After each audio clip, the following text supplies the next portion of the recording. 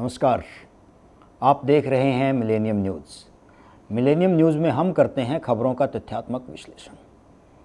आज हमारे पास दो खबरें हैं। पहला हमारा विषय है कि यदि हरियाणा में कांग्रेस की सरकार आती है तो क्या भूपेंद्र सिंह हुड्डा या दीपेंद्र हुड्डा सीएम बन पाएंगे, उनका सीएम बनना आसान है या मुश्किल है। दूसरा हमारा सवाल है कि यदि सरकार बदली तो किस तरह का बदलाव होगा, जब भी सरकार बदलती है तो किस तरह का बदलाव होता है। और तीसरा हम बताएंगे गुरुग्राम विधानसभा की एक रोचक बात जो इस चुनाव को दूसरे चुनावों से अलग बना रही। तो आइए करते हैं विश्लेषण। सबसे पहले हम आपको बताना चाहेंगे कि यदि कांग्रेस पार्टी की जीत होती है तो कांग्रेस पार्टी की तरफ से सीएम प्रत्याशी कौन होंगे या सीएम किसे बनाया जाएगा, किसकी संभावना प्रबल है आज की स्थिति में मुख्यमंत्री बनने की। यदि हम वर्तमान कांग्रेस की बात करें तो चौधरी भूपेंद्र सिंह हुड्डा के नेतृत्व में और उनको फ्री हैंड देकर कांग्रेस ने टिकट वितरण किया है। उनके नेतृत्व में ही चुनाव लड़ा जा रहा है। कुछ एग्जिट पोल्स में ऐसा दिखाया गया है कि हरियाणा में कांग्रेस की सरकार बन सकती है। यदि हम उन एग्जिट पोल को सही माने और हम इस तथ्य को मान ले कि हरियाणा में कांग्रेस की सरकार बन सकती है, उसकी कोई संभावना है कांग्रेस की सरकार बनने की, तो कौन मुख्यमंत्री होंगे, इस विषय पे आज हम बात करें। तो सबसे पहले जैसा कि टिकट वितरण के अंदर सबसे ज्यादा जो महत्व दिया गया है वो भूपेंद्र सिंह हुड्डा को दिया गया है और संभावना है कि यदि कांग्रेस सरकार बनाने की स्थिति में आती है तो हुड्डा को पसंद करने वाले विधायक ज्यादा होंगे। यदि हम वर्कर्स की बात करें तो भी भूपेंद्र सिंह हुड्डा को लेकर बहुत उत्साह है। तो आज बात करते हैं क्या भूपेंद्र हुड्डा सीएम बनेंगे या फिर उनके बेटे दीपेंद्र हुड्डा को सीएम बनाया जाए। दोस्तों, जिस तरह से हम सोच लेते हैं कि सीएम बनेगा या इस बार जो है हम लोग लगभग मान लेते हैं कि इस कैंडिडेट का सीएम बनना तय है, राजनीति में इस तरह से सीएम डिक्लेयर नहीं किए जाते। राजनीति में एक फॉर्मेट होता है जिसके अंतर्गत सीएम का चयन होता है। उस फॉर्मेट को जो कैंडिडेट फुलफिल करता है, उस फॉर्मेट को जो कैंडिडेट पूरा करता है, उसको सीएम पद का दायित्व सौंपा जाता है। हम बात करते हैं हरियाणा की राजनीति की। 2005 में जब कांग्रेस की सरकार बनी तो उस समय हर कोई ये मान रहा था कि चौधरी भजनलाल जी हरियाणा के सीएम बनेंगे। उनके नेतृत्व में चुनाव हुआ था और यदि मेरी याददाश्त दुरुस्त है तो 67 में से 56 विधायक ये चाहते थे कि चौधरी भजनलाल मुख्यमंत्री बने। लेकिन उसके बाद से भूपेंद्र सिंह हुड्डा को सीएम घोषित कर दिया गया और तब एक आम चर्चा चली कि यार अचानक से भूपेंद्र सिंह हुड्डा को सीएम बना दिया गया है, अचानक से भूपेंद्र सिंह हुड्डा को मुख्यमंत्री बना दिया। मुख्यमंत्री तो भजनलाल को ही बनना था। लेकिन क्या भूपेंद्र सिंह हुड्डा अचानक से मुख्यमंत्री बने थे या उन्होंने बहुत मेहनत की थी इस चीज के लिए? मैं आपको बताना चाहूंगा कि भूपेंद्र सिंह हुड्डा अचानक से मुख्यमंत्री नहीं बने थे। उन्होंने बहुत मेहनत की थी, लंबे समय तक मेहनत की थी और उस मेहनत का परिणाम उनको सीएम के रूप में मिला था जिसमें उनको मुख्यमंत्री बनाया गया। मेहनत क्या थी, किस कारण से भूपेंद्र हुड्डा को सीएम बनाया गया? जैसे मैंने आपको बताया कि एक फॉर्मेट होता है, उस फॉर्मेट के अंतर्गत मुख्यमंत्री का चुनाव होता है। यदि आज से हम लोग 25 या 30 साल पहले की राजनीति की बात करें तो 25 या 30 साल पहले हरियाणा की राजनीति में जो फॉर्मेट था वो फॉर्मेट था चौधरी देवीलाल, ताऊ देवीलाल। ताऊ देवीलाल को जो हराएंगे उनको हम लोग प्रमोट करेंगे या उनको हम मुख्यमंत्री बनाएंगे। एक समय में ये फॉर्मेट तय हो गया। इसको आप यूं समझ सकते हो कि आज के समय में जो कद प्रधानमंत्री मोदी जी का है वही कद एक समय में हरियाणा के किसानों के बीच, राजस्थान के किसानों के बीच और पंजाब के किसानों के बीच और उत्तर प्रदेश समेत उत्तर भारत के किसानों के बीच में चौधरी देवीलाल का होता था। चौधरी देवीलाल इतने बड़े नेता थे कि सभी किसान उनके अनुयायी थे और चौधरी देवीलाल जो है कांग्रेस पार्टी के लिए बहुत बड़ा चैलेंज थे। कांग्रेस पार्टी जो है उनको उनसे पार पाना बहुत ही मुश्किल लग रहा था। ऐसे में चौधरी भूपेंद्र सिंह हुड्डा ने चौधरी देवीलाल को, जो देश के उप प्रधानमंत्री भी रह चुके थे, लगातार 3 बार चुनाव में हराया। इतने बड़े नेता को लगातार 3 बार हराना, उसका रिवार्ड तो भूपेंद्र सिंह हुड्डा को मिलना ही था। आप ये मान लीजिए कि यदि आज के समय में कोई उम्मीदवार लगातार 3 बार मोदी जी को हराए, बनारस से भी हराए, गुजरात से भी हराए, तो कांग्रेस पार्टी उसको कितना बड़ा सम्मान दे सकती है। इमेजिन कीजिए, आप सोचिए। तो ऐसी ही स्थिति चौधरी भूपेंद्र सिंह हुड्डा की थी। उन्होंने लगातार 3 बार हराया चौधरी देवीलाल को और परिणाम स्वरूप उनका प्रमोशन हुआ, उनकी तरक्की हुई और उनको मुख्यमंत्री का पद दिया गया।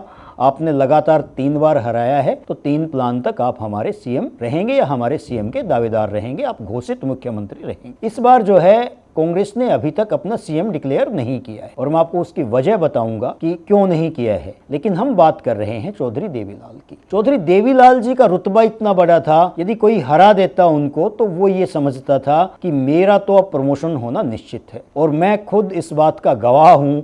मैं एक ऐसे कैंडिडेट से मिला जिन्होंने पहली बार इलेक्शन लड़ा, यंग प्रोफेसर थे और उन्होंने चौधरी देवीलाल जी को चुनाव में हराया तो उसकी वजह से जो है उनका रुतबा बढ़ा, उनको हरियाणा सरकार में मंत्री बनाया गया। फिर एक घटना ऐसी घटित हुई कि उनको जो है मंत्री पद से जो है हटा दिया गया, क्योंकि एक प्रकरण था कि किसी विमान परिचारिका के साथ जो है कुछ अभद्र व्यवहार की शिकायत थी। चौधरी भजनलाल मुख्यमंत्री थे और उनको उनके पद से हटा दिया गया। जब उनको मंत्री पद से हटा दिया गया तो उसके बाद जो है मैंने उनका भाषण सुना। उस जनसभा के अंदर वो बड़े ही कॉन्फिडेंस के साथ बोल रहे थे कि चौधरी भजनलाल जी को ये नहीं पता कि किसको उन्होंने बाहर किया है, चौधरी भजनलाल की हैसियत क्या है और जिसको बाहर किया है उसकी हैसियत क्या है। आज गांव की चौपाल से वो बोल रहे थे, उन्होंने कहा कि आज मैं आपको विश्वास दिलाता हूं कि आपका ये बेटा जिस पर आपका आशीर्वाद है, देख लेना एक दिन लाल किले पर तिरंगा झंडा फहराएगा। मतलब साफ था कि वो भारत के प्रधानमंत्री बनना चाहते। अब बात करते हैं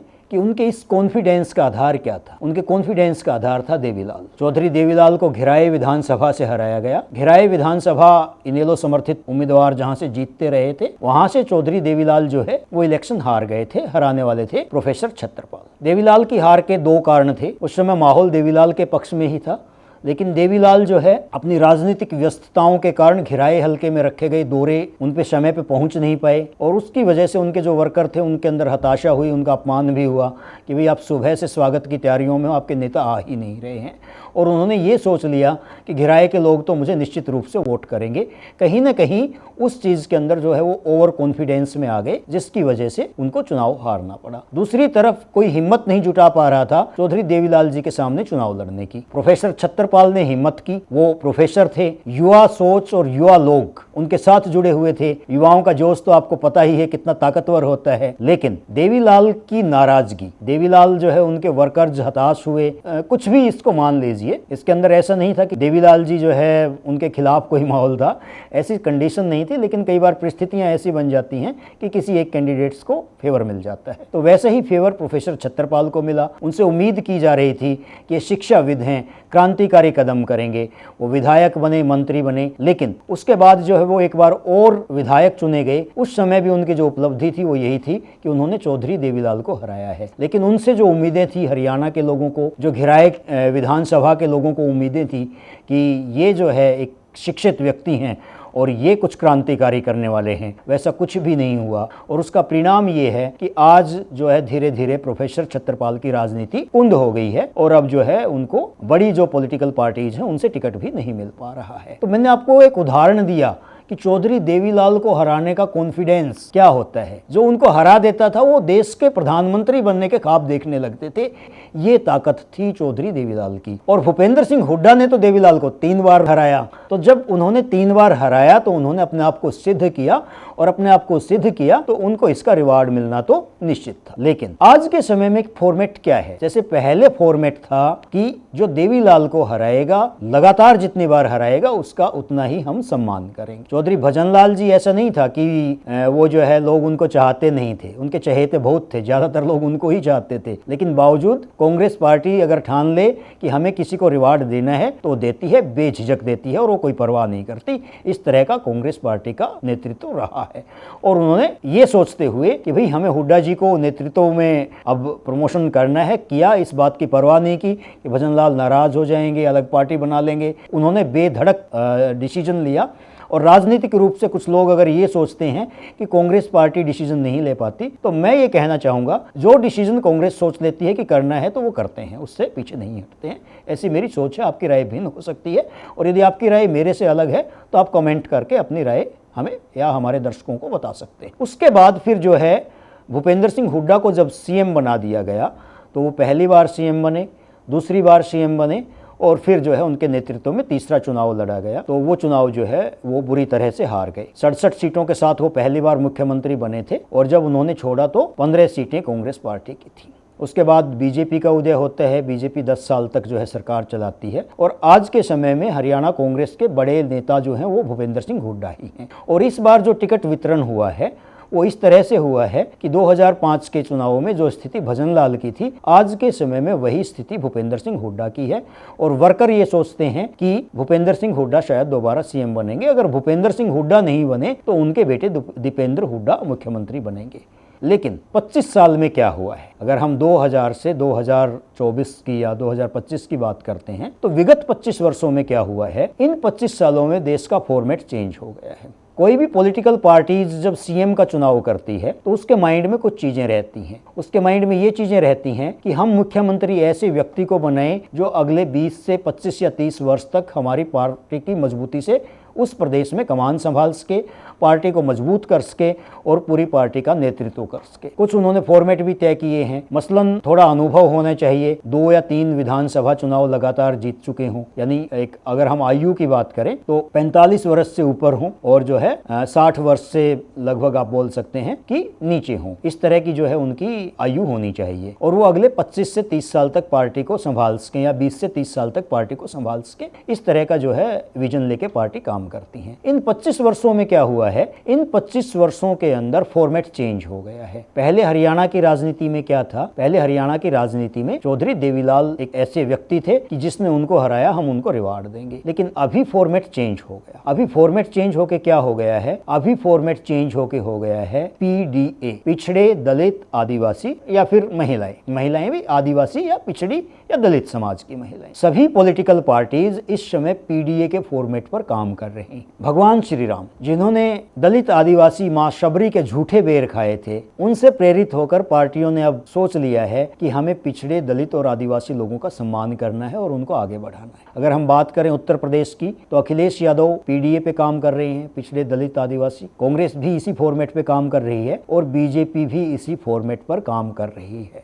यदि हम बात करें 1947 में देश के पहले प्रधानमंत्री एक ब्राह्मण थे। यदि हम बात करें हरियाणा की, हरियाणा के पहले मुख्यमंत्री एक ब्राह्मण थे। लेकिन 2047 में क्या होगा, 2047 में संभवतः कोई पिछड़े दलित या आदिवासी व्यक्ति आपको प्रधानमंत्री पद पर सुशोभित दिखाई देंगे। ऐसी प्रबल संभावनाएं, यानी जो सवर्ण व्यक्ति हैं उनको राजनीति में पीछे किया जाएगा और जो दलित आदिवासी पिछड़े वर्ग से संबंधित हैं या फिर महिलाएं हैं और खासकर दलित महिलाएं हैं, उनको जो है देश की राजनीति में आगे लेके आया जाएगा। इस फॉर्मेट पर सभी लोग काम कर रहे हैं। अब भाजपा की बात करो, भाजपा के अंदर जो है यदि हम बात करें अनुराग ठाकुर की, हम बात करें वसुंधरा राजे सिंधिया की, हम बात करें शिवराज सिंह चौहान की या हम बात करें नितिन गडकरी जी की, तो इन सबको आप देख लीजिए कि कहीं ना कहीं इनको अलग जिम्मेवारियों के लिए फ्यूचर के लिए तैयार किया जा रहा है। इनका जो रोल रहता था वो रोल अभी नहीं दिया जा रहा है, इनके लिए नए रोल पैदा किए जा रहे हैं या कहीं ना कहीं जो है इनको आप देख के ऐसे भी कह सकते हैं कि कुछ और प्लानिंग है बीजेपी की कि जो है इन सब नेताओं को जो फ्रंट पे रहते थे हमेशा,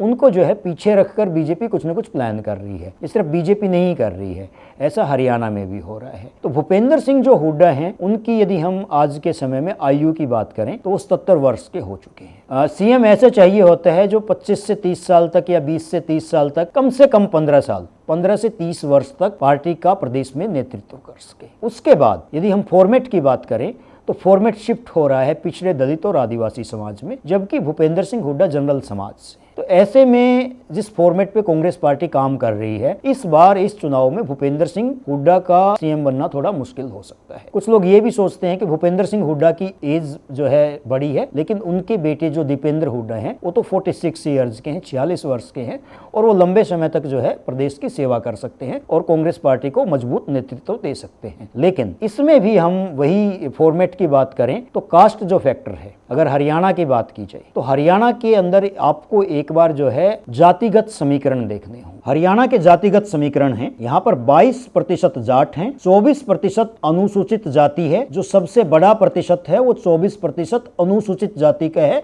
कुछ आंकड़े ऐसे भी कहते हैं कि इनकी जनसंख्या 27 से 30% भी हो सकती है। अनुसूचित जाति जिससे कि अभी सीएम भी संबंधित हैं, उनकी जनसंख्या 27 से 30% भी हो सकती है, ऐसे भी कुछ अनुमान हैं। लेकिन जनरली ये माना गया है कि हरियाणा में 22% 22% जाट हैं, 24% जो है वो अनुसूचित जाति के लोग हैं, 12% ब्राह्मण हैं, 7% पंजाबी हैं, 4% वैश्य हैं, 4% अहीर हैं, 3% जाट सिख या जट सिख हैं, 3% मेय और मुस्लिम हैं, 3% राजपूत हैं, 3% गुर्जर हैं, 0.5% यानी कि आधा प्रतिशत बिश्नोई हैं और 14.5% अन्य जातियां हैं। ये हरियाणा का जातिगत समीकरण है। इस जातिगत समीकरण को देखते हुए यदि कांग्रेस पार्टी की पहले की बात की जाए तो जब चौधरी भजनलाल थे, जिनकी पूरे हरियाणा के अंदर 0.5% यानी आधा % जनसंख्या जिस बिश्नोई समाज की है, वो समाज जो है हरियाणा को लीड करता था, नेतृत्व देता था। यानी 99.5% लोग उनकी सेवा वो व्यक्ति करते थे जिनकी जनसंख्या सिर्फ आधा प्रतिशत थी। आधा प्रतिशत जिनकी जनसंख्या हो वो कभी भी जातिगत रूप से हावी नहीं होते हैं। उनका जरिया ये होता है कि हम अपनी जो नेतृत्व की शक्ति है और अपना जो सामाजिक संरचना का कौशल है उसके आधार पर प्रदेश को जोड़ कर रखें। और कांग्रेस पार्टी इस फॉर्मेट में बहुत कामयाब थी। लेकिन चौधरी देवीलाल जी का कद इतना बड़ा हुआ, उनकी राजनीतिक ताकत इतनी बढ़ी कि कांग्रेस पार्टी के लिए वो बड़ी मुश्किल की स्थिति पैदा कर दी। तो कहीं ना कहीं कांग्रेस पार्टी ने प्लानिंग की कि चौधरी देवीलाल जी जो है वो हमारे लिए बड़ा खतरा बन गए हैं राजनीतिक रूप से, तो उनकी राजनीतिक पावर कम की जाए और उनके परिवार की शक्ति कम की जाए। और आज जो है चौधरी देवीलाल जी का परिवार राजनीतिक रूप से उतना मजबूत और सक्षम नहीं है जितना कि पहले होता था। तो इसी फॉर्मेट की, जातिगत फॉर्मेट की यदि हम बात करें तो करीब जो है 22% जाट हैं और आप कह सकते हैं 78 या 80% नॉन जाट है। और नॉन जाट में भी क्या है, दलित, आदिवासी और पिछड़े वर्ग से जो है संबंधित व्यक्ति को प्रेफर किया जा सकता है। उनको जो है जो भी पिछड़े, दलित या आदिवासी समाज से संबंधित लोग हैं उनको जो है महत्व दिया जाएगा। पिछड़े वर्ग से संबंधित लोग हरियाणा में बहुत हैं, जैसे मैंने आपको बताया। दलित भी हैं, आदिवासी नहीं है, आधेवासी हैं। आधेवासी क्या है कि जो यहाँ पे जनरल कास्ट है, सामान्य कास्ट है, वो बेचारे आधेवासी ही रह गए हैं, क्योंकि इस पीडीए को आगे बढ़ाने के चक्कर में सामान्य जो बच्चे हैं, अच्छे मार्क्स आने के बावजूद उनके एडमिशन नहीं हो पा रहे हैं, उनको जॉब नहीं मिल पा रहे हैं। सवर्ण लोग हैं, उस सुविधाओं से वंचित होते जा रहे हैं। और हालत ये हो रही है कि वो बहुत सारे लोग तो उनको ऐसा लगने लगा है कि भाई हम लोग इंडिया से यदि पलायन करके किसी दूसरे अच्छे कंट्री में चले जाएं तो हमारे बच्चों का फ्यूचर ज़्यादा उज्जवल है, क्योंकि वहाँ पे जात पात के आधार पर चीज़ें नहीं होती हैं, वहाँ पे जो है योग्यता के आधार पर चीज़ें होती हैं। भूपेंद्र सिंह हुड्डा जाट समुदाय से हैं, उनके बेटे भी जाट समुदाय से हैं। उनकी आयु महज 46 वर्ष है और वो लंबे समय तक कांग्रेस पार्टी की या हरियाणा प्रदेश की सेवा कर सकते हैं। लेकिन वर्तमान फॉर्मेट को देखते हुए हो सकता है कांग्रेस पार्टी कुछ ऐसा ही करे जैसा चौधरी भजनलाल जी के समय में 2005 में किया था। हर कोई ये सोच रहा था कि मुख्यमंत्री जो है वो भजनलाल बनेंगे, लेकिन मुख्यमंत्री चौधरी भूपेंद्र सिंह हुड्डा को बना दिया गया। ऐसा ही यदि कांग्रेस इस समय इस स्थिति में आती है, सरकार बनाने की स्थिति में आती है, तो चौधरी भूपेंद्र सिंह हुड्डा के साथ भी हो सकता है उनको सीएम ना बनाया जाए। और इस बात की भी प्रबल संभावना है कि दीपेंद्र हुड्डा को सीएम ना बनाया जाए। दूसरे जो दावेदार हैं वो हैं रणदीप सुरजेवाला। यदि हम रणदीप सुरजेवाला की आयु की बात करें तो उनकी आयु अभी जो है 57 वर्ष है और वो अगले 20-25 साल तक पार्टी की बहुत अच्छे से सेवा कर सकते हैं। यदि उनको दायित्व दिया जाता है तो प्रदेश की भी सेवा कर सकते हैं। लेकिन चौधरी रणदीप सुरजेवाला जो है वो आप ये कह सकते हो कि कांग्रेस पार्टी के हनुमान हैं। उनकी निष्ठा गांधी परिवार के प्रति है और वो पूरे समर्पित होकर गांधी परिवार के लिए जी जान से काम करते रहते हैं। जो वर्कर से मिलना है, अपने वर्कर्स के लिए टिकट अरेंज करवाना है, उस खेल में वो पीछे छूट जाते हैं। इसलिए उनका आज के समय में हरियाणा के अंदर जो है राजनीतिक महत्व भूपेंद्र सिंह हुड्डा के मुकाबले कम है। और उनका जो है वो भी जाट समुदाय से आते हैं, सवर्ण जाति से आते हैं, तो पीडीए के फॉर्मेट के अंतर्गत उनका मुख्यमंत्री बनना जो है वो थोड़ा मुश्किल दिखाई देता है। अब हम बात करते हैं कुमारी शैलजा की। कुमारी शैलजा, उनकी एज जो है इस समय 61 वर्ष की है, 61 वर्ष की आयु है और वो अगले 20 साल तक, 15 से 20 साल तक हरियाणा की या कांग्रेस पार्टी की सेवा कर सकती हैं और उनका अनुभव भी काफ़ी है। जब सीएम का चयन होता है तो इस बात को भी ध्यान में रखा जाता है कि हम जिस नेता को सीएम पद के लिए डिक्लेयर कर रहे हैं उनकी स्वीकार्यता समग्र प्रदेश में है या किसी एक विशेष क्षेत्र में है। चौधरी भूपेंद्र सिंह हुड्डा जो है वो रोहतक जिले तक ही सिमट कर रहे हैं। रोहतक से बाहर वो कोई भी चुनाव नहीं जीत पाए हैं। बहुत से लोग उनको घर का शेर भी बोल देते हैं। यदि हम पहले के मुख्यमंत्रियों की बात करें तो पहले मुख्यमंत्री भगवत दयाल शर्मा थे, पंडित भगवत दयाल शर्मा। वो 2 अलग अलग जगह से हरियाणा प्रदेश में निर्वाचित हुए। उसके बाद यदि हरियाणा के लालों की बात करें तो चौधरी बंसीलाल ऐसे थे जो कभी अपने घर से बाहर निकलकर चुनाव नहीं लड़ा, और भजनलाल और देवीलाल, ये इन्होंने अपने किसी भी ज़िले में जाके इन्होंने चुनाव लड़ा। चौधरी भजनलाल जी ने फरीदाबाद से भी चुनाव जीता, हिसार से चुनाव जीता और उन्होंने करनाल से भी चुनाव जीता। यानी ये नेता ऐसे थे जिनके पूरे प्रदेश में स्वीकार्यता थी और इनमें वो दमखम था जो कहीं से भी चुनाव लड़ सकते थे, और इसीलिए पूरे प्रदेश में इनका जो मान सम्मान था वो ज़्यादा था। लोग जो है इनके साथ ज़्यादा कनेक्ट थे और इनके वर्करों की संख्या ज़्यादा थी। चौधरी देवीलाल की बात करें तो वो न केवल हरियाणा में जीते बल्कि हरियाणा से बाहर राजस्थान में भी उन्होंने चैलेंज एक्सेप्ट किया और चुनाव जीत के आए। लेकिन भूपेंद्र सिंह हुड्डा वो सिर्फ एक ज़िले तक सीमित हैं। रोहतक से बाहर वो सोनीपत में भी चुनाव नहीं जीत पाए, तो उनके लिए ये एक जो है नेगेटिव पॉइंट है। लोग हमेशा से उनके ऊपर आरोप लगता रहा कि वो जो है उन्होंने विकास कराया, वो एक विशेष क्षेत्र का करवाया, और उसका कारण ये रहा कि वो एक विशेष क्षेत्र के नेता हैं।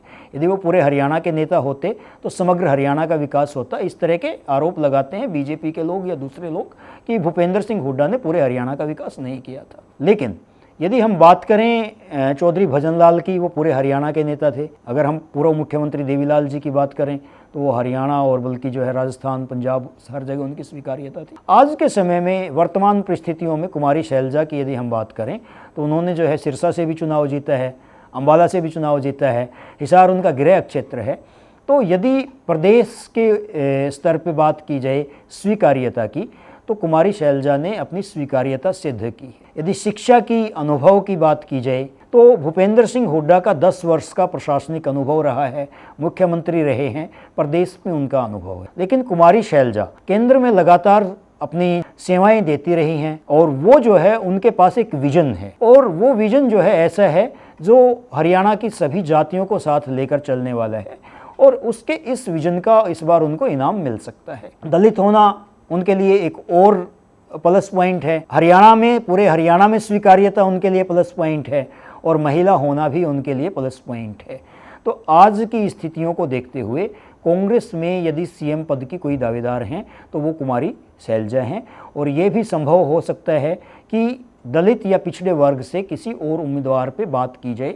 लेकिन फिर भी यदि हम लोग फ्रंट रनर की बात करें वर्तमान परिस्थितियों में और कांग्रेस पार्टी के फॉर्मेट को देखते हुए तो वो कुमारी शैलजा हैं, क्योंकि कुमारी शैलजा जो इस समय का फॉर्मेट है उसके अंदर सबसे ज़्यादा फिट है। तो ये बात रही कि हरियाणा के अंदर सीएम कौन हो सकते हैं कांग्रेस पार्टी की सरकार आने पर, किसकी प्रबल संभावनाएं हैं। यदि हम दूसरी बात करें तो दूसरा मुद्दा ये है कि यदि हरियाणा में बदलाव हुआ तो क्या बदलाव होगा, वास्तव में क्या बदलाव होगा, क्या बदलने वाला है। सबसे पहले आप समझ लीजिए कि भारत में चुनाव किस तरह से होता है और भारत में चुनाव का महत्व क्या है, बदलाव किस तरह के होते हैं। यदि हम भारत देश की बात करें या हरियाणा की राजनीति की बात करें तो यहाँ पे जो चुनाव होता है उसमें बदलाव का अर्थ होता है किसी सिक्के के टॉस करने के जैसा। जैसे आपने कोई सिक्का उछाला, उसमें हेड आया या टेल आया। हेड आया मान लीजिए वो एक पार्टी का डिनोट करता है, टेल दूसरी पार्टी से संबंधित है, तो सिक्का उछाला, उछलने पे या तो हेड आएगा या टेल आएगा। हेड आया तो एक पार्टी के लोग खुश हो जाएंगे, भैया हमारी सरकार बन गई।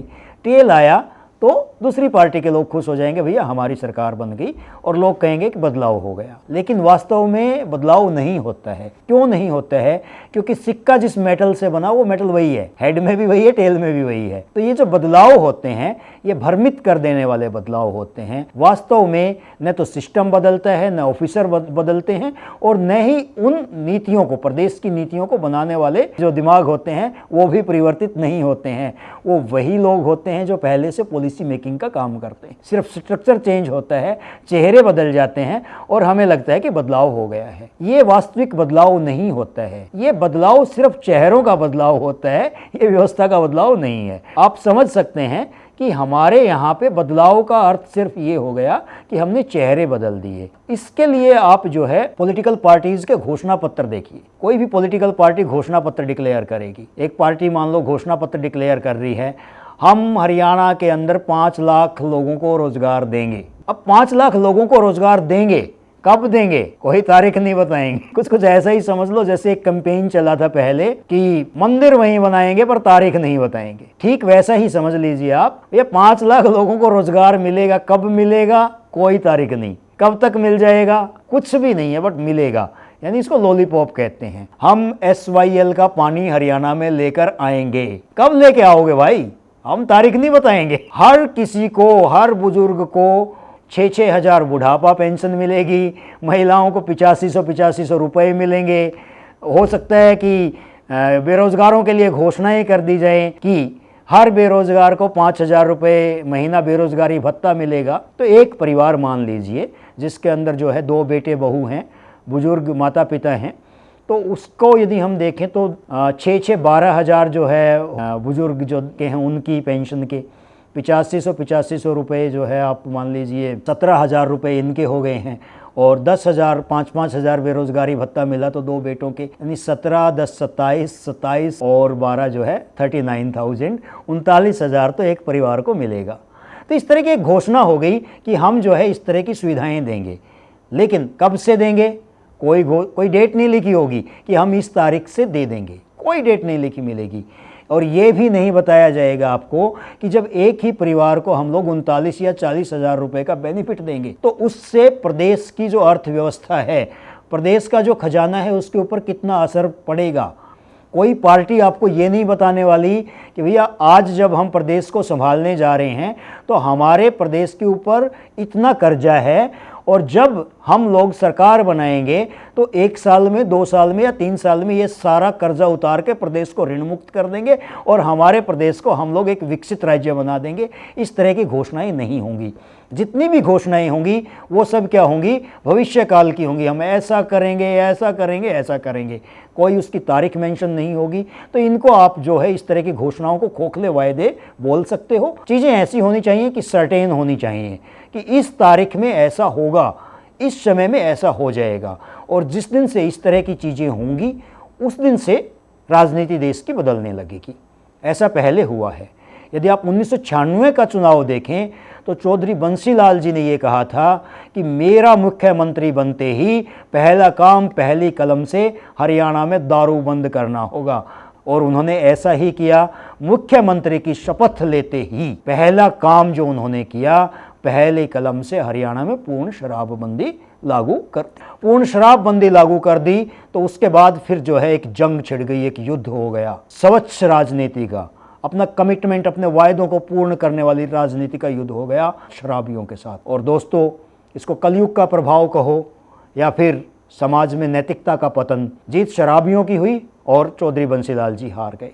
और हार नहीं गए, उन शराबियों ने उनकी पार्टी का वजूद ही मिटा दिया हरियाणा से। अब हम बात कर लेते हैं आज की परिस्थितियों में यदि शराब का नाम आया है तो हमारे कट्टर ईमानदार नेता का नाम भी उल्लेख करना भी जरूरी है। अपना वजूद बचाना कोई अपराध नहीं है। चौधरी बंसीलाल जी का वजूद इसलिए खत्म हो गया था हरियाणा विकास पार्टी का कि उन्होंने शराबबंदी लागू की, उन्होंने बेवड़ों को नाराज किया। लेकिन जो कट्टर ईमानदार नेता हैं उनको ये चीज़ समझ में आ गई, उन्होंने विश्लेषण कर लिया। उन्होंने जिस जमात के अंदर इतनी ताकत है, जो एक सरकार को गिरा सकती है, जो मुख्यमंत्री को पद से हटा सकती है, मैं उसको कभी भी नाराज़ नहीं करूँगा। तो उन्होंने उस वर्ग के बारे में सोचा, उस वर्ग को सुविधाएं देने के बारे में सोचा, एक के साथ एक फ्री की स्कीम लेके आए। और अपने वजूद को बचाना, अपने वजूद की रक्षा करना मेरे ख्याल से कोई भी अपराध नहीं है। उन्होंने जो किया वो सही किया, क्योंकि सरकार की मजबूती के लिए ऐसे कदम उठाना ज़रूरी होता है। बाकी आपकी व्यक्तिगत राय आप बता सकते हो। हम बात कर रहे हैं कि वायदे निभाने की राजनीति का क्या हासिल होता है आज के। तो दूसरी बात जो है, हम यहाँ पे एक और उल्लेख करना चाहेंगे कि जो घोषणा पत्र होते हैं वो घोषणा पत्र सिर्फ एक घोषणा मात्र कह सकते हो, एक लॉलीपॉप कह सकते हो, जिसके अंदर तथ्य पूर्णता से नहीं बताए जाते। उसके अंदर कभी ये नहीं बताया जाता कि हम लोग जो फ्री की स्कीम चलाएंगे उस फ्री की स्कीम से हमारे राज्य के ऊपर कितना कर्ज बढ़ेगा, वो कर्ज कहाँ से आएगा, उसके रिसोर्सेज क्या होंगे, मेहनत कश लोगों के टैक्स से जो पैसा दिया जाता है उससे हम देंगे, पार्टी के फंड से देंगे। और आज जो है यदि आप ये सोच के खुश हो रहे हैं कि हमें जो है घर बैठे बुढ़ापा पेंशन जो है 6,000, 8,000 या 10,000 मिल जाएगी, महिलाओं को बेरोज़गारी भत्ता मिल जाएगा, 15 से 20,000 भी मिल जाएगा, यदि युवा हैं उनको बेरोज़गारी भत्ता मिल जाएगा, तो ये जो पैसा आपको मिलेगा तो वो पैसा कहाँ से आएगा? क्या प्रदेश का कर्ज आपका कर्ज नहीं है? यदि आपका प्रदेश ही आर्थिक स्थिति उसकी खराब हो गई तो आपका जीवन किस तरह से अच्छा हो सकता है? क्या हम सोचते हैं? ये बहुत ही एक तरह से हमारा नैतिक पतन हो गया। हम सोचने लगते हैं कि हमें फ़ायदा होना चाहिए, बाकी सब चीज़ें जाएँ भाड़ में। तो इस सोच को बहुत बदलने की ज़रूरत है, क्योंकि ये सोच ऐसी सोच है जो कि पूरे राज्य को लेकर बैठ जाती है। हमारे राज्य के प्रति हमारी भी जिम्मेदारियां हैं, बदलाव के लिए चुनाव करते हैं। आज के समय में कुछ मुद्दे हैं। सबसे पहला मुद्दा है बेरोजगारी का। आपसे पूछना चाहता हूं, आप जवाब दे के बताइए, कमेंट करके बताइए, क्या रोजगार का मतलब सरकारी नौकरी होता है? क्या जो लोग रोजगार, जिनको सरकारी नौकरी है वही रोजगार वाले हैं, बाकी सब बेरोजगार हैं? तो बेरोजगारी जो होती है स्टेट ऑफ माइंड है, ठीक है। बेरोजगारी, यदि हम लोग सिर्फ एक रोजगार मांगते हैं सरकार से कि आप सरकारी नौकरी दे दो, और सरकार ने नौकरी दे दी तो वो रोज़गार दे दिया, सिर्फ वही नहीं है, वो तो एक बहुत छोटा सा दायरा है। हम खुद अपने आप को रोज़गार दें, हम खुद अपने आप को इस काबिल बनाएं कि हम लोग न केवल अपने आप को रोज़गार दें बल्कि हमारे समाज के दूसरे लोगों को भी रोज़गार दें, और हम पूरे वर्ल्ड के लिए अपॉर्चुनिटी क्रिएट करें। हमें वो माहौल बनाने की ज़रूरत है, उसी समय हमारी डेवलपमेंट होगी। अगर हम सिर्फ नौकरी मांगेंगे तो भैया, आज के समय में वास्तविक परिस्थितियाँ बताता हूँ। आप किसी भी ढंग के शहर में यदि रहना चाहते हो, आप ये चाहते हो कि कामयाब होकर मैं मेरे बच्चों को अच्छे स्कूल में पढ़ा लूँ, अच्छे शहर में घर ले लूँ, तो आप ये मान लो कि 4 से 5 करोड़ रुपए से कम किसी शहर में ढंग का घर नहीं आता है। जब आप सरकारी नौकरी करते हो, आपने अच्छी नौकरी की, तो आपको 1 साल के अंदर कितना पैसा मिलेगा? आपको 10 लाख रुपए मिलेंगे। 10 साल में आपको 1 करोड़ मिलेगा। आप 30 साल नौकरी करोगे, आपको 3 करोड़ रुपए मिलेंगे। उस 3 करोड़ में से ये मान लीजिए कि करीब करीब 1.5 करोड़ रुपए आपका खर्च हो जाएगा, आपके रहने में, खाने पीने में, बच्चों की शादी में। आपके पास 1.5 करोड़ रुपया मिलेगा, और उस 1.5 करोड़ रुपए के अंदर आप अच्छी जगह पर अच्छा मकान नहीं ले सकते, और आप जो है अपने बच्चों को अच्छे स्कूल में नहीं पढ़ा सकते हो। तो सरकारी नौकरी को यदि आप रोज़गार मानते हो, हाँ वो रोज़गार है, लेकिन वो रोज़गार का वो हिस्सा है कि यदि आपने वो प्राप्त भी कर लिया तो आपके बच्चे संघर्ष करेंगे, और उसके बाद फिर जो है आप खुद भी संघर्ष करोगे, और आप कहीं ना कहीं फ्रस्ट्रेटेड हो जाओगे कि मैंने मेहनत भी की, मैंने उम्र भी लगाई, लेकिन जो रिवार्ड मुझे मिलना चाहिए था वो रिवार्ड नहीं मिला। तो बेरोज़गार हम तब तक हैं जब तक हम लोग रोज़गारशील बनने के प्रयत्न नहीं करते, जब तक हम कोशिश नहीं करते। और यदि आप ये सोचते हो कि सरकारी नौकरी ही एक रोज़गार है, तो वो रोज़गार है, लेकिन वो एक बहुत ही सीमित स्तर पर रोज़गार है, वो व्यापक स्तर पर नहीं है। तो आपको जो है वास्तव में उस चीज़ का हिस्सा बनना पड़ेगा जहाँ पे आप अपने परिवार को वो चीज़ें दे सकते हो जो सरकारी नौकरी करके आप कभी नहीं दे सकते। यदि आपने सरकारी नौकरी कर ली और फिर भी आपकी इच्छाएं हैं कि मुझे बहुत ख़ास सुविधाएं देनी हैं, तो भैया आपकी सैलरी तो कम है, आपकी डिमांड ज़्यादा है, कुछ ना कुछ तो आप गैर कानूनी, अनैतिक या फिर कुछ ना कुछ ऐसा करोगे कि जिसकी वजह से आपको नीचा देखना पड़ेगा, या हो सकता है आपको अपनी ही नज़रों में गिरना पड़े। तो मैं ये चाहूँगा कि रोज़गार जो है उसके लिए देश में ऐसा माहौल हो कि हम लोग हमारे उद्यम को, हमारे व्यापार को और हमारी ग्लोबल अपॉर्चुनिटीज़ को बढ़ा सके, जिससे हम हाथों के लिए रोज़गार पैदा कर सकें, और जो सरकार तनख्वाहें देती हैं उससे बढ़िया तनख्वाह देने वाले रोज़गार पैदा करके दे सकें, और हम लोग ऐसा माहौल पैदा करें कि हम लोग जो है बिजनेस लीडर हों, हम लोग सिर्फ 2 टाइम की रोटी के लिए जो है रोज़गार मांगने वाले ना रहें। इस तरह की मेरी व्यक्तिगत सोच है, आप अपनी सोच से परिचित करा सकते हो। बेरोजगारी के बाद हरियाणा में सबसे बड़ा मुद्दा है किसानों की खराब स्थिति का। भैया मैं किसान परिवार से हूँ, 5-6 साल की उम्र में खेत के अंदर जब नुड़ा करते थे और कसौले से पैर कट जाता था, तो हमारा ट्रीटमेंट क्या होता था? एक रेप्टा मार के कह देते थे, पहली बात तो कसौला खा लिया पैर में, फिर कहते थे भाई ऐसा है, इस पर मूत ले और माटी गिर ले, ये हमारा ट्रीटमेंट होता था। तो वो जो किसान जो है ना हरियाणा का, हरियाणा के किसान के लिए आज तक कोई भी संगठन या पॉलिटिकल पार्टी ढंग से काम ही नहीं करती है। सबसे पहले वो अपना स्वार्थ देखते हैं, उसके बाद वो किसानों को अपने साथ जोड़ते हैं अपनी व्यक्तिगत स्वार्थ सिद्धि के लिए। फॉर एग्जाम्पल, किसानों के लिए बात होती है एमएसपी की। एमएसपी यानी मिनिमम सपोर्टिंग प्राइस, कि किसी भी फसल का मिनिमम इतना मूल्य रहना चाहिए। जब हम मिनिमम की बात करते हैं तो हमें लाइफ में मिनिमम ही मिलता है। एक बार फिर से दोहराऊंगा कि जब हम मिनिमम की बात करते हैं तो हमें लाइफ में मिनिमम ही मिलता है। हमें बात करनी चाहिए मैक्सिमम की। एमएसपी का मतलब होना चाहिए मैक्सिमम सेलिंग प्राइस। आप आपकी गेहूं को मान लीजिए 25 रुपये किलो बेच रहे हैं, 30 रुपये किलो बेच रहे हैं। एक बार सोचने की ज़रूरत है कि यार क्या देश के अंदर या दुनिया के अंदर ऐसे भी लोग हैं जो मेरी गेहूं को 2000 रुपये किलो खरीद सकते हैं या नहीं है?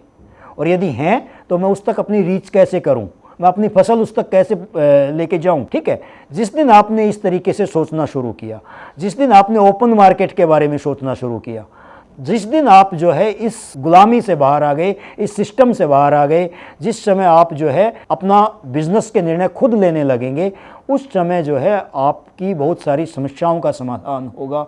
एक बात और हरियाणा में हो रही है कि हरियाणा के जो है कुछ किसान, जिनको कहते हैं कि भैया ये किसान हैं, वो लोग पॉलिटिकल पार्टीज़ का बहिष्कार कर रहे हैं, खासकर बीजेपी का बहिष्कार कर रहे हैं। दोस्तों, ये हरियाणा की परंपरा नहीं है। हरियाणा जो है हमारे देश की एक संस्कृति है, हमारे प्रदेश की एक संस्कृति है, और हमारे देश की जो संस्कृति है उसी का हिस्सा हमारा प्रदेश भी है। ये आदर्शों वाला राज्य रहा है। यहाँ पर हम लोग घटिया काम कभी नहीं करते।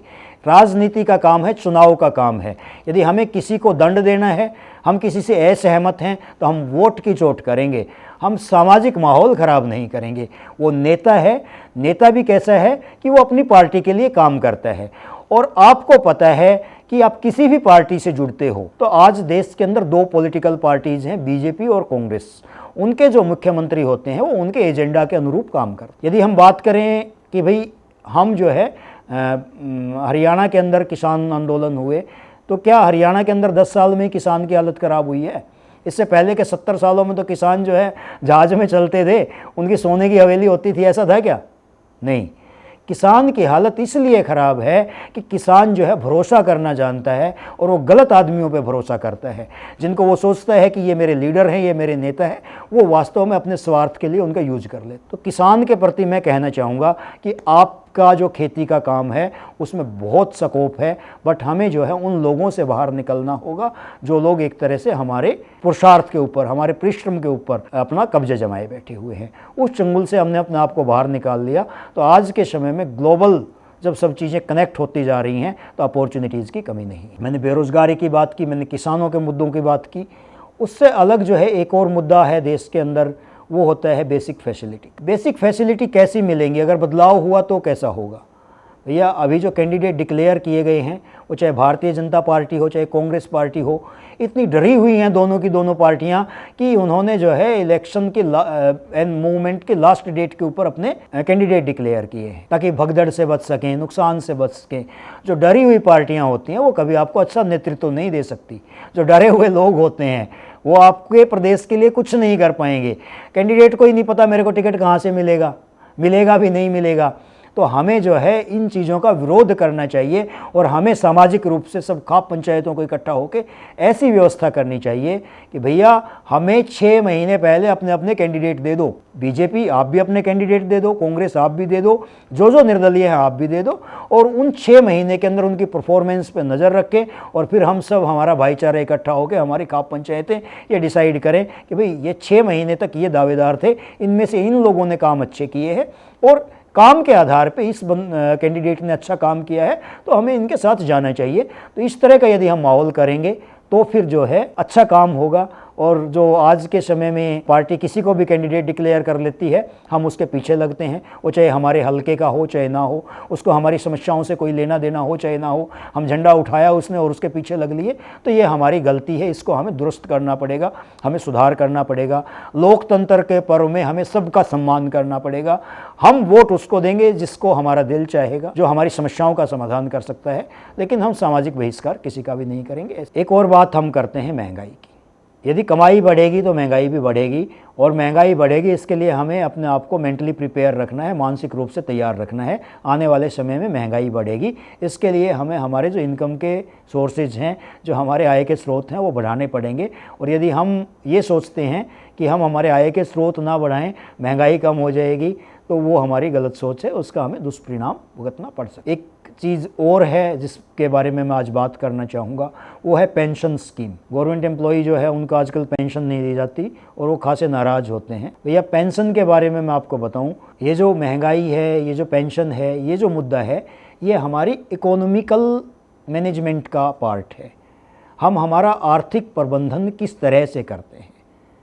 हमें हमारा आर्थिक प्रबंधन इस तरह से करना चाहिए कि हमारी जो एज होती है 20 साल से लेकर 40 साल तक, उस एज में हम लोग कठिन परिश्रम करते हैं, मेहनत करते हैं, तो हमें इस तरह की चीज़ों में अपने आप को झोंक देना चाहिए कि उस समय हम लोग पैसा कमाने के लिए मेहनत करते रहें, परिश्रम करते रहें। साथ के साथ हम लोग अपनी चीज़ों के अंदर इस तरह की इन्वेस्टमेंट करें कि जब हमारा शारीरिक रूप से हम लोग श्रम कम कर पाएंगे तो हमारे पास ऐसे रिसोर्सेज होने चाहिए जो बुढ़ापे में हमारा सहारा बन सकें। यानी हमें एक अच्छी फाइनेंशियल प्लानिंग करने की ज़रूरत है, जिसका कि हमारे देश में बहुत अभाव है।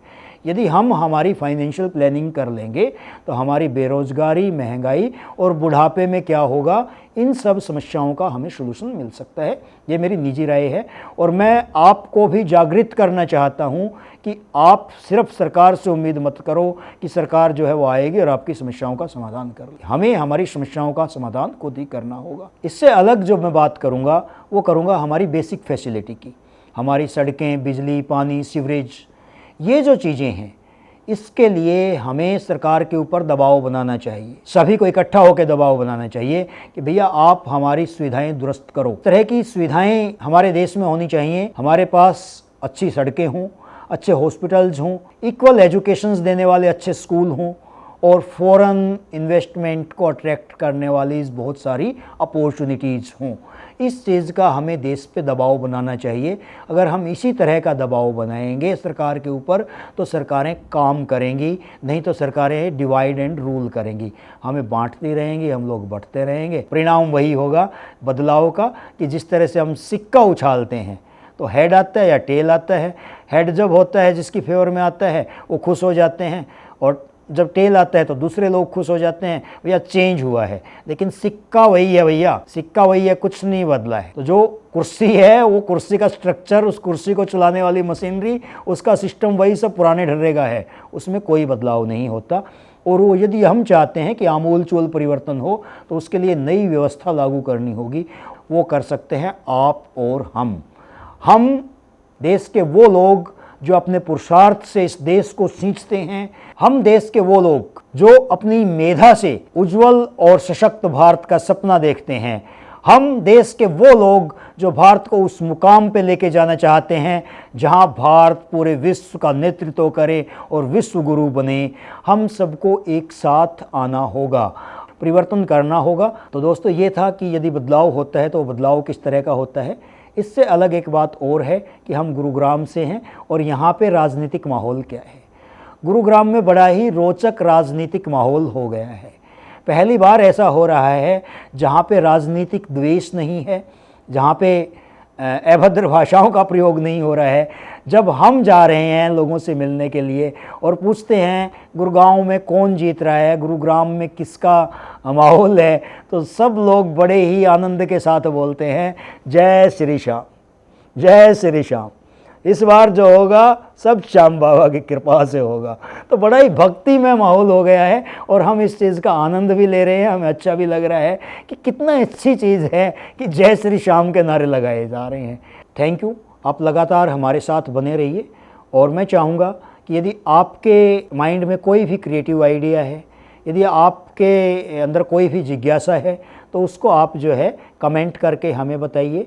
हमें एक टीम बनानी है ऐसे लोगों की जो हमारे हरियाणा को उन्नत बनाए, जो हमारे भारत को भी विकसित बनाए, और जहाँ पे ऐसे दर्शक जुड़े हमारे साथ जो कि देश की और प्रदेश की समस्याओं का समाधान कर सकें। इस तरह का हम उद्देश्य लेके काम कर रहे हैं।